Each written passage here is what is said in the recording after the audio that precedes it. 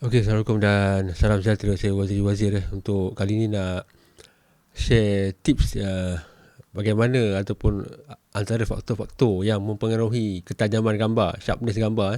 Sebab sekarang ni walaupun zaman digital, zaman sekarang kita boleh tengok hasil gambar dekat kamera tu kan. Bila tengok di ruangan sosial media masih ada lagi, ramai lagi terutamanya pelanggan lah yang komplain pada fotografer gambar tak sharp lah, dan ataupun fotografer tu sendiri yang tertanya-tanya kenapa gambar dia tak sharp kan. Kadang-kadang saya tengok pun pelik juga kan. Kalau zaman filem dulu lain lah, kita kena proses filem dulu, hantar ke lab, tengok sharp ke tak sharp kan. Sekarang ni kita boleh tengok dekat on the spot, dekat LCD screen kamera tu, okey ke tak okey gambar tu, sharp ke tak sharp kan. Okey, dia ada, daripada pembacaan saya dan pengalaman saya lah kan, ada tujuh perkara yang mempengaruhi ketajaman gambar tu. Tu dengar lah kalau ada nak ambil take note, nak tulis-tulis kan. Ataupun kalau malas dengar ni, you pergi ChatGPT je lah kan. ChatGPT type je lah, cari apa benda yang mempengaruhi ketajaman gambar ni. Okay, nombor satu dah tentu focusing lah, titik fokus dekat kamera kita tu ada banyak dot kan. Titik fokus tu memang kena tepat lah. Kalau kita ambil gambar seorang kan, contoh kita pakai telefoto ke ataupun lensa 50mm ke atas, orang tu berdiri dekat tengah ni, focusing kita dekat belakang kat pokok kan. Memang pokok tu lah sharp, tu salah kita lah. Salah memilih titik fokus. So benda tu kita kena tengok dalam kamera. Jadi kalau titik fokus pun tak tahu dekat mana kan, tertanya-tanya, bang titik fokus tu dekat mana? Itu berat sikit lah. Bukanlah berat, tengok boleh buku manual lah. Kalau titik fokus benda tu pun tak tahu, memang payah lah kan. Dia tak macam smartphone lah. Smartphone ni biasanya kita ambil gambar apa-apa pun dia boleh jadi sharp semua lah, pasal lens dia kecil. Kecuali kita pakai lens yang ada tele 70 macam tu kan, dia jadi lain lah. So nombor satu, titik fokus tu kena betul lah. Betul tu maksudnya kita nak ambil gambar siapa tu, orang ke, pokok ke, binatang ke apa kan. Macam gambar saya sekarang ni kan, titik fokus saya dekat muka saya ni, background belakang tu blur lah. Kalau titik fokus saya dekat belakang tu, dekat background tu sharp lah, saya jadi blur lah. So titik fokus tu kena betul. Maksudnya siapa yang kita nak fokus tu, tentukan dekat bahagian mana. Contoh kalau orang ni memang kita fokus dekat bahagian muka ataupun mata dia lah, macam tu. Okay, itu satu. Selain daripada tu ada tiga benda ni memang kita kena set awal-awal dekat kamera lah, iaitu ISO, shutter dengan aperture. Tiga benda ni dia mempengaruhi juga ketajaman gambar tu. Okay, ISO sebaik-baiknya ISO yang paling rendah lah, paling rendah. Rendah tu tak semestinya kita pergi ISO bawah 100 ke, tak semestinya. Tapi ISO rendah ni dia lebih detail, dia lebih sharp. Sharp tu kalau kita guna ISO tinggi tak sharp. Dia punya pixel dia ataupun resolution dia halus. Macam contoh kita tengok majalah kan, majalah ataupun buku, berbanding dengan kita tengok surat khabar kan, dia punya dot ink, tak awat lah senang cerita, dot dia tu kan. Kalau di surat khabar dia kasar. Okay, contoh macam ni lah. Benda ni you kena test lah. Dah tengok ni kebanyakannya di kamera kan. Kalau kita ambil gambar portrait kan, ISO 100, kita zoom balik kat muka, kita nampak kulit-kulit ni tajam, halus, detail lah. Tapi kalau kita pakai ISO 5000, dia akan jadi macam soft, macam pakai makeup. Dia macam ada smudge lah, dia tak cantik lah. So ISO tu mempengaruhi juga ketajaman gambar tu. Maksudnya kalau kita nak, pasal tu landscape biasanya dia pakai ISO rendah lah. Kenapa landscape tak pakai ISO 5000, 10000, 100,000 kan? Kenapa nak pakai tripod kan? Pakai ISO 10,000 dah lah. Kamera mahal-mahal kot kan. Pergi Iceland, New Zealand jauh-jauh kan, buat tripod, buat berat je kan. Kenapa tak pakai ISO tinggi lah? Dia ada sebab dia. Okay, ISO rendah akan memberikan hasil yang lebih baik lah, lebih tajam lah dia punya hasil itu. So benda ni tak percaya, you boleh eksperimen sendiri lah kan. Selain daripada ISO, aperture. Aperture ni dia bukan menentukan ketajaman gambar tu. Aperture ni yang dekat lensa tu kan. Ada yang kata kalau nak sharp gambar pakai ISO kecil, pakai aperture kecil. Ada betul, ada tak betulnya. Aperture ni sebenarnya dia menentukan medan ataupun depth of field tu setakat mana. Contoh macam gambar yang video yang saya ambil sekarang kan, saya pakai aperture f2.8, jadi muka saya je sharp, belakang blur. Tapi kalau saya pakai aperture 16, belakang pun sharp, nampak saya macam tertampal lah.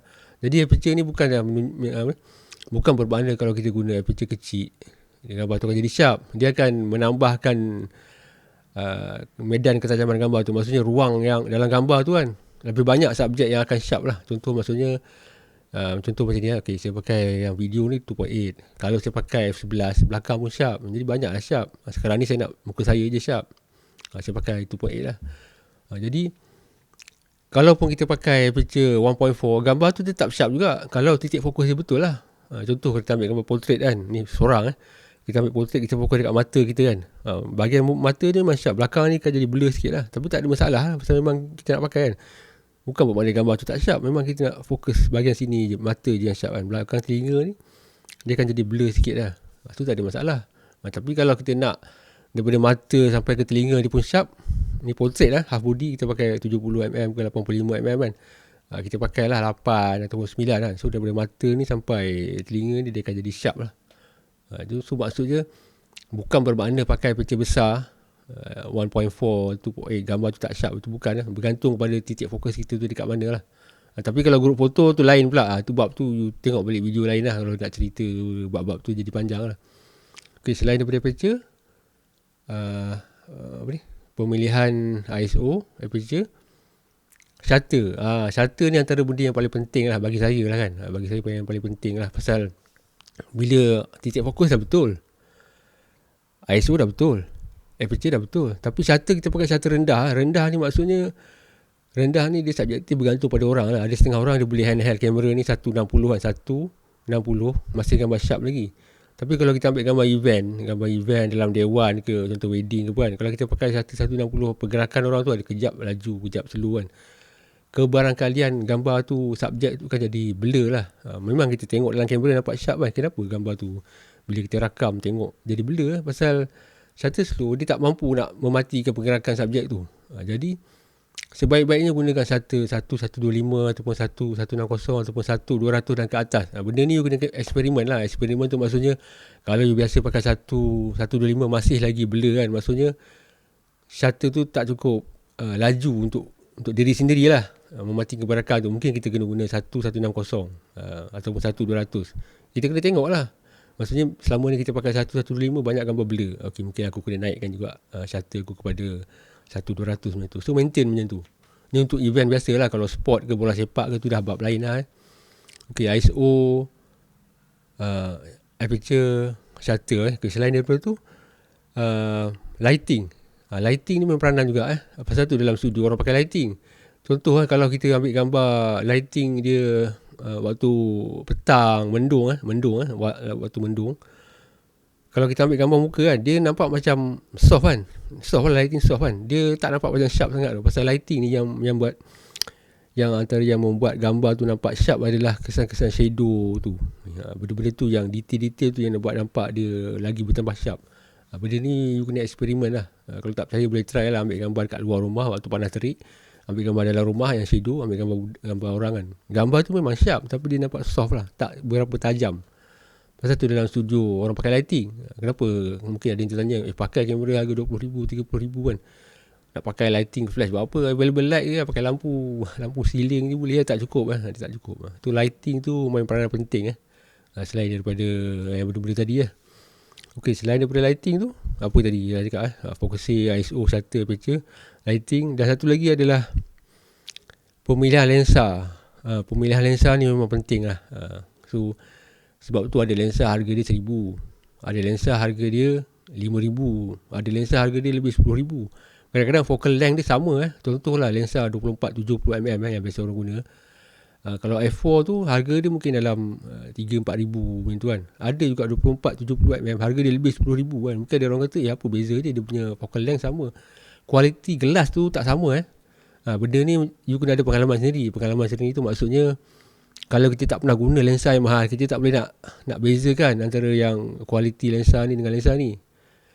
Dia ada beza dia kalau kita buat print besar kan. Kalau kita zoom out dekat situ baru kita nampak, apa pasal lensa aku ni macam, dia lah kita tengok gambar tu macam tak sharp kan. Pasal dia punya edge ni, dia punya tepi ni, line-line rambut ni semua dia jadi tak sama macam lensa yang harga dia berkali ganda mahal lah. So kalau lensa harga 2,000 ataupun 3,000 kan, sama kualiti macam lensa harga 10,000 kan, tak gunalah pengeluar kamera tu buat lensa tu, buat bazir duit je kan. Pasal ada sebab dia.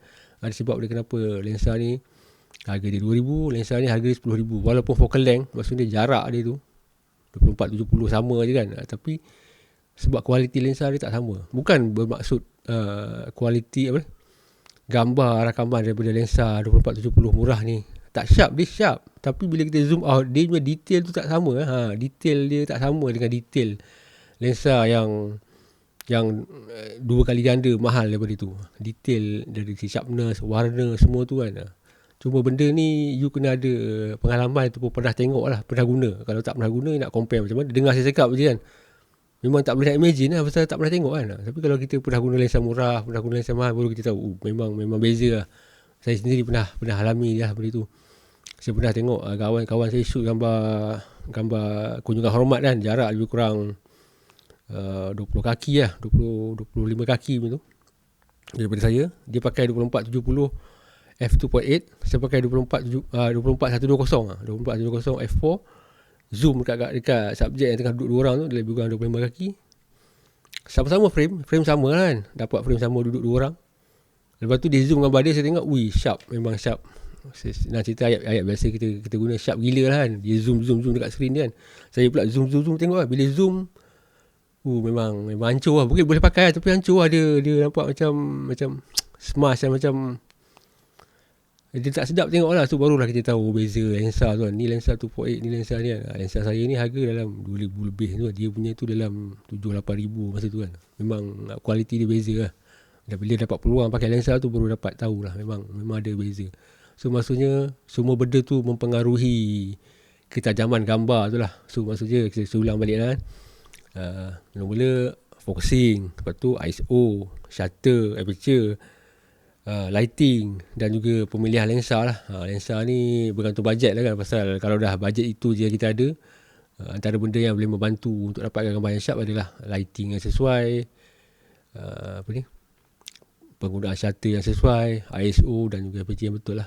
Itu je lah benda tu kan. Tapi dalam banyak-banyak benda tu, kalau nak gambar tu tak nak nampak blur sangat, nombor satu selain daripada focusing sekarang ni semua kamera dah ada eye focusing, eye detection, face detection.